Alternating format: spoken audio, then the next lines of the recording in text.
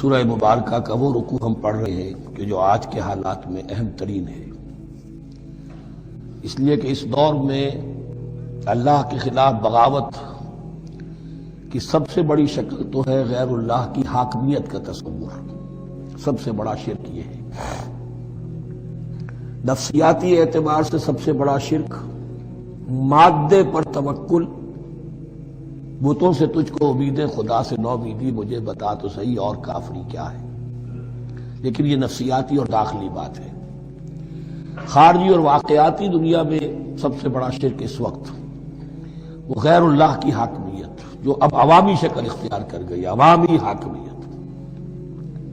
اور اس کے بعد اس وقت کے گناہوں میں، بدعملی میں سب سے بڑا فساد جو ہے وہ سود کی بنیاد پر ہے۔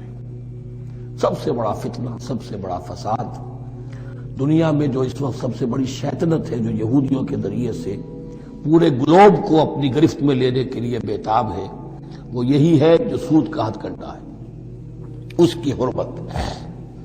یہاں ایک سوال میرے ذہن میں کبھی کبھی پیدا ہوتا تھا کہ یہ جو پہلی آیت ہے اس کا تعلق تو انفاق فی سبیل اللہ کے ساتھ ہے، اسے پچھلے رکوع کے ساتھ شامل ہونا چاہیے تھا، لیکن بعد میں یہ حقیقت مجھ پر منکشف ہوئی کہ بڑی حکمت کے ساتھ اس آیت کو اس رکوع کے ساتھ شامل کیا گیا ہے۔ وہ حکمت میں بعد میں بیان کروں گا۔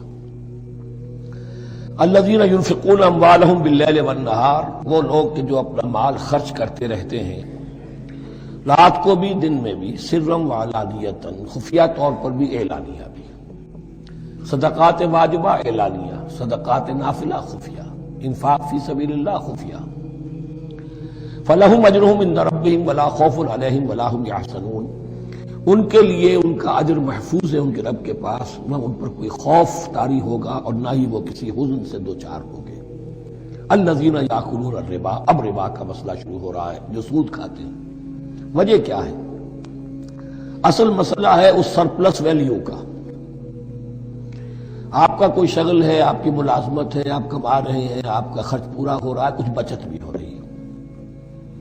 اب اس بچت کا اصل مصرف کیا ہے؟ یسألونک ماذا ينفقون قل العفو۔ اصل راستہ تو یہ ہے کہ اس کو دے دو اللہ کی راہ میں، یا محتاجوں کو یا اللہ کے دین کو۔ لیکن اب جو سود خورانہ ذہنیت ہے وہ یہ کہ اس بچت کو بھی مزید کمائی کا ذریعہ بناؤ، یہ سود خورانہ ذہنیت ہے۔ لہذا اصل میں سود خوری انفاق کا کی ضد ہے، اور یہ عقدہ مجھ پر کھلا جبکہ القرآن یفسر بعضہ بعضا، اس اصول کے تحت جب سورہ روم کی آیات کا میں نے مطالعہ کیا، وہاں یہی شکل آپ کو نظر آئے گی کہ ان دونوں کو مقابلے میں لایا گیا ہے، اللہ کی رضا جوئی کے لیے انفاق اور ربا، سود پر رقم دینا۔ وما آتیتم من ربا لیربو فی اموال الناس فلا یربو عند اللہ، جو کچھ تم دیتے ہو سود پر کہ وہ بڑھے لوگوں کے مال میں، محنت وہ کر رہا ہے اور آپ اس کی کمائی میں سے آپ وصول کر رہے ہیں اپنے اس سرمایہ کی وجہ سے۔ تو یہ گویا کہ آپ کا مال اس کے مال میں اس کی محنت سے بڑھ رہا ہے۔ الذی ما آتیتم من ربا لیربو فی اموال الناس فلا یربو عند اللہ، اللہ کے ہاں بڑھوتری نہیں ہوتی۔ وما آتیتم من زکاۃ تریدون وجہ اللہ فاولئک هم المضعفون، اور وہ جو تم زکوٰۃ اور صدقات میں دے دیتے ہو اللہ کی رضا جوئی کے لیے، تو وہ ہیں جو دوہرے چوہرے کر رہے ہیں، ان کا مال بڑھ رہا ہے، اس کی بڑھوتری ہو رہی ہے۔ تو انفاق فی سبیل اللہ، صدقات، زکوٰۃ، اس کے بالمقابل، اس کے برعکس ہے اپنی اس بچت کے مال کو۔ اور آپ کو معلوم ہے آج کی بینکنگ سسٹم کا سب سے زیادہ بچت کی اسکیم، اور یہ سب کا سب جو ہے در حقیقت saving bank, saving account, save کرو، لیکن سیو کرو مزید کمانے کے لیے۔ سیو جو ہے اس لیے نہیں ہے کہ اپنا پیٹ کاٹو اور غربا کو دو، اپنا سٹینڈرڈ آف لیونگ کم کرو اور اللہ کے دین کے لیے خرچ کرو، یہ نہیں، بلکہ اس لیے کہ وہ جو تم بچاؤ وہ ہمیں دو، تاکہ وہ ہم سود پر زیادہ رقم، زیادہ شرح سود پر دوسروں کو دے اور تھوڑا شرح سود تمہیں دے دے۔ اب اس کے برعکس ہے الذین یاکلون الربا، جو لوگ سود کھاتے ہیں، لا یقومون الا کما یقوم الذی یتخبطہ الشیطان من المس، وہ نہیں کھڑے ہوتے مگر ان کی طرح سے کہ جن کو شیطان نے مخبوط الحواس بنا دیا ہو چھو کر۔ یہاں عام طور پر یہ سمجھا گیا کہ یہ قیامت کے دن کا نقشہ ہے، یہ قیامت کے دن کا نقشہ تو ہوگا ہی، اس دنیا میں بھی سود خوروں کا حال یہی ہے۔ اور اگر ان کا نقشہ دیکھنا ہو تو کسی سٹاک ایکسچینج کو جا کے دیکھ لیجیے، معلوم ہوگا دیوانے ہیں، پاگل ہیں، چیخ رہے ہیں، دوڑ رہے ہیں، بھاگ رہے ہیں، وہ انسان نہیں نظر آتے اس وقت جو بھی کچھ ہو رہا ہوتا سٹاک ایکسچینج کے اندر۔ مخبوط الحواس انسان جو ہے وہ ہو جاتا ہے، یہ سود خوری کی وجہ سے۔ الذین یاکلون الربا لا یقومون الا کما یقوم الذی یتخبطہ الشیطان من المس ذلک بانہم قالوا انما البیع مثل الربا۔ اور ان کے سب سے بڑھ کر مخبوط الحواس ہونے کا مظہر یہ ہے، یہ اس لیے کہ وہ کہتے ہیں کہ بیع بھی تو ربا کی طرح ہے، بیع بھی تو سود ہے۔ میں نے 100 روپے کا مال خریدا، 110 میں بیچ دیا، 10 بچ گئے، یہ ربا ہے، ربا جائز ہے۔ 100 روپے کسی کو دیے اور 110 لیے، یہ سود ہو گیا۔ بھائی کیوں ہو گیا؟ 100 روپے کی شے دے دی، یہ 100 روپیہ دے دیا، کیا فرق پڑا؟ 10 لاکھ کا مکان بنایا، 4000 کے قرضے کے ماہانہ کرائے پر دے دیا، جائز ہو گیا۔ 10 لاکھ کسی کو دیا اور اس سے 4000 روپیہ مہینہ دینا شروع کیا، یہ سود ہو گیا، حرام ہو گیا۔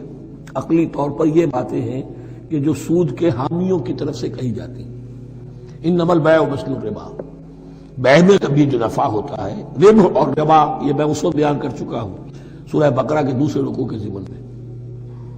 تو یہ جان لیجئے کہ اس ظاہری سی مناسبت کی وجہ سے ان کا مخبوط الحواس لوگ جو ہیں وہ اس دونوں کے اندر کوئی فرق محسوس نہیں کرتے۔ یہاں اللہ تعالیٰ نے ان کے قول کا عقلی جواب نہیں دیا، بلکہ جواب کیا دیا؟ احل اللہ البیع وحرم الربا۔ اللہ نے بیع کو حلال قرار دیا ہے اور ربا کو حرام قرار دیا ہے۔ اب تم بات یہ کرو، اللہ کو مانتے ہو یا نہیں؟ رسول کو مانتے ہو یا نہیں؟ قرآن کو مانتے ہو کہ نہیں؟ یا اپنی عقل کو مانتے ہو؟ اگر تم مسلمان ہو، اگر تم مومن ہو، تو اللہ کا حکم جو وہ فرمائے، نہ صرف اللہ کا، جو رسول کہے،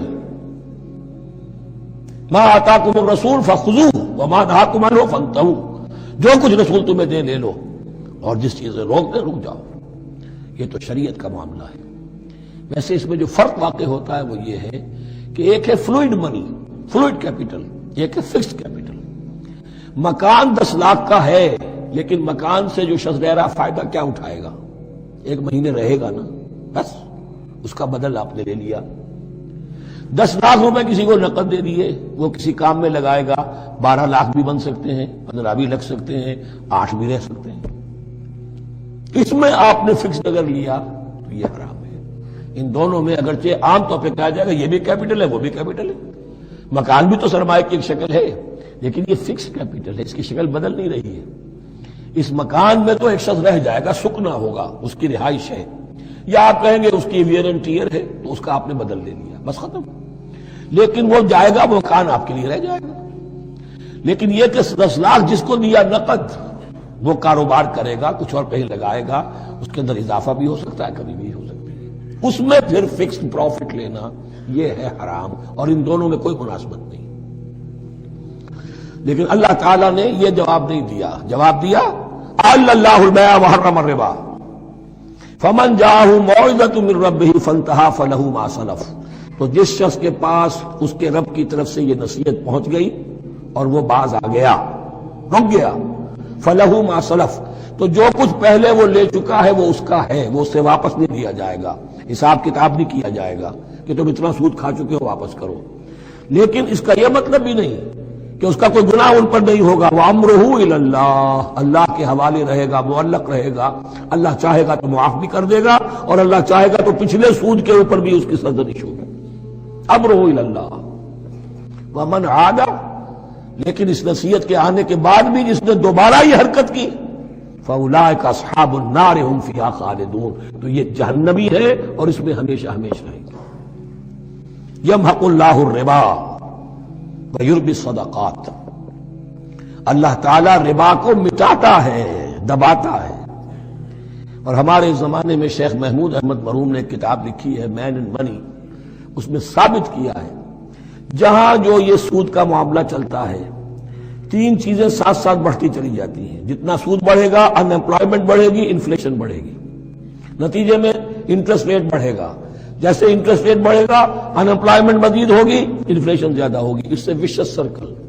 اور اسی کے نتیجے میں تباہی ہو جاتی ہے، چھپی رہتی ہے وہ تباہی۔ وہ تو ایک ہی وقت میں بینکرپٹ ہوگا کوئی بینک، بڑے بڑے بینک جو ہیں دیوالے نکلیں گے، ابھی جو کوریا کا حشر ہو رہا ہے اور جو اس سے پہلے روس کا ہو چکا ہے، یہ سارا جو ہے یہ یوں سمجھیے شیش محل کی طرح ہے، اس میں تو ایک پتھر پڑے گا تو ٹکڑے ہو جائیں گے۔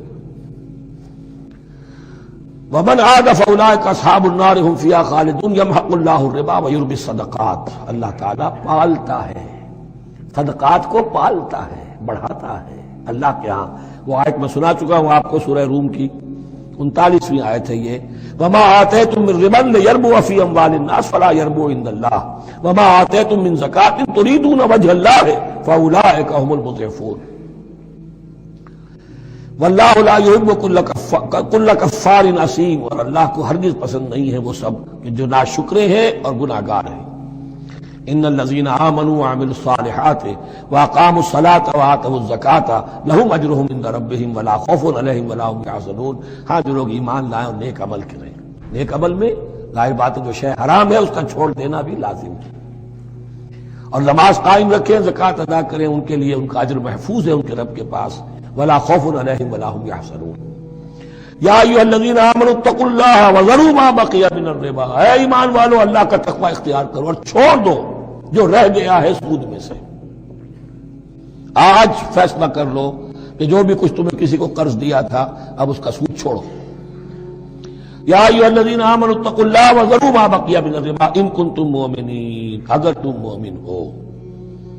فإن لم تفعلوا، اور اگر تم نے ایسا نہ کیا، باز نہ آئے، فاذنوا، تو کان کھول کر سن لو، بحرب من اللہ ورسولہ، اللہ اور اس کے رسول کی طرف سے اعلان جنگ۔ یہ الٹیمیٹم ہے، اگر باز نہیں آتے سود سے۔ دیکھیے کسی اور گناہ پر یہ بات نہیں آئی،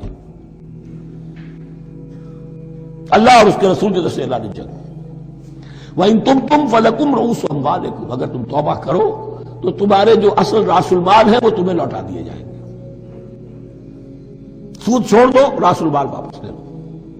لا تظلمون ولا تظلمون، نہ تم ظلم کرو سود لے کر اور نہ تم پر ظلم کیا جائے کہ تمہارا راس المال بھی دبا دیا جائے۔ لا تظلمون ولا تظلمون۔ وَإِن كَانَ ذُو عُسْرَةٍ، اور اگر تمہارا جو مقروض ہے وہ تنگی میں ہے، وہ تنگ دستی میں ہے، فَنَظِرَةٌ إِلَىٰ مَيْسَرَةٍ، تو انہیں انتظار کرو، پھر اسے مہلت دو کہ اس کے ہاں کشادگی پیدا ہو جائے، آسانی سے وہ آپ کی رقم، آپ کا قرض واپس کر سکے۔ لیکن اس سے بھی آگے، وَأَن تَصَدَّقُوا خَيْرٌ لَكُمْ، تم صدقہ ہی کر دو۔ تمہارا بھائی غریب تھا، اس کو تم نے قرض دیا تھا، کوئی سود لے کر کھا بھی چکے ہو، اب جو ہے سود، اب تو باقی سود کو تو چھوڑا ہی ہے، اگر وہ راس المال بھی بخش دو اس کو، یہ انفاق ہو جائے گا، یہ قرض حسنہ اللہ کو ہو جائے گا، یہ تمہارا جو ہے ذخیرہ آخرت بن جائے گا۔ تو یوں سمجھیے کہ جو بھی جو ہے جس کو سرپلس ویلیو میں نے کہا تھا اسلامی معیشت کے اندر، جو بچت ہے آپ کی، اس بچت کا سب سے اونچا مصرف کیا ہے؟ صدقہ دے دو، انفاق کر دو۔ اس سے کم تر کیا ہے؟ قرض حسنہ، قرض دے دو کسی کو تاکہ وہ اپنی ضرورت چلا لے، اس کا کاروبار رکا ہوا تھا وہ چل پڑے گا اور تمہیں پھر وہ اپنی اصل رقم واپس کر دے گا۔ یہ قرض حسنہ اس سے کم تر درجہ ہے۔ تیسرا درجہ ایک اور بھی ہے جو جائز تو ہے مکروہ، پسندیدہ نہیں ہے۔ تم زیادہ ہی خسیس ہو، چلو مزاربت پر دے دو، اور مزاربت یہ ہے کہ رقم تمہاری کام وہ کرے گا، اگر بچت ہو جائے تو تم بھی لے لینا، اب تو کوئی تاوان نہیں لے سکتے اس سے، یہ ہے مزاربت۔ اس کے بعد اگر تم کہو کہ میں دے رہا ہوں، مجھے اتنے پرسنٹ تو بہرحال تم نے دینا ہی دینا ہے، اس سے بڑھ کر حرام شے کوئی نہیں۔